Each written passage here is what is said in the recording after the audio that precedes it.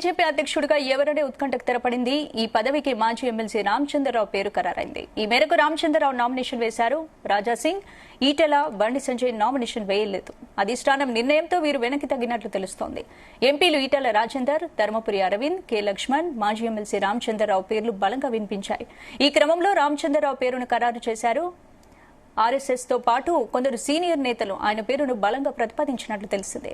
అధికార కాంగ్రెస్ ను ఎదుర్కోవడం, పార్టీని బలోపేతం చేయడం, స్థానిక సంస్థల ఎన్నికలు తదితర అంశాలను కొత్త అధ్యక్షుని ఎంపికలో పరిగణలోకి తీసుకున్నట్లు సమాచారం.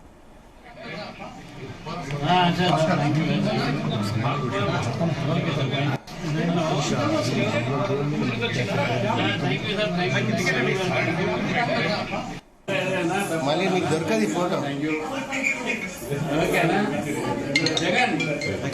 జాతీయ అధిష్టానం అదేవిధంగా రాష్ట్ర అధిష్టానం నా పేరు రాష్ట్ర అధ్యక్షుడిగా ఖరారు చేసినట్టు వార్తలు వస్తున్నాయి. నాకు కూడా సంకేతాలు కొంత ఉన్నాయి. ప్రసార సాధనాలు కూడా ఇంకా అధికారికంగా రాకుండా ఇవన్నీ కూడా ఇప్పుడు ప్రసార సాధనాల్లో రావడం కానీ జరుగుతూ ఉంది. ఈ యొక్క బాధ్యత నాకు అధిష్టానం ఇచ్చినందుకు నేను చాలా సంతోషంగా ఉన్నాను. అదే కాకుండా ఇది ఒక పెద్ద బాధ్యత కూడా. నా ముందు ఉన్నటువంటి కొన్ని ఛాలెంజెస్ ఉన్నాయి. రేపు రాబోయేటటువంటి ఒక లోకల్ బాడీ ఎలక్షన్స్ కానీ, లేకపోతే భారతీయ జనతా పార్టీ తెలంగాణలో అధికారంలో తీసుకువచ్చే దిశలో పనిచేసేటటువంటి ఒక వాతావరణ నిర్మాణం కావాలి.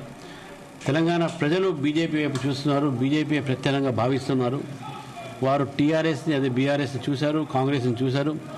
బీజేపీకి అవకాశం ఇవ్వాలనేటువంటి ఆలోచనలు ఉన్నారు. కాబట్టి ఆ ఒక పరిస్థితిని బీజేపీ మలుకొని బీజేపీ అధికార దిశలో పార్టీని తీసుకుపోవడానికి కలిసిమెలిసి కలెక్టివ్ లీడర్షిప్తోని ఒక సమగ్ర నాయకత్వంతో భారతీయ జనతా పార్టీ ముందుకు తీసుకుపోయి తెలంగాణలో అధికారులు రావాలని చెప్పేసి కూడా పూర్తి ప్రయత్నము నా వంతు నేను చేస్తానని చెప్పేసి కూడా నేను ఈ సందర్భంగా తెలియజేస్తున్నాను.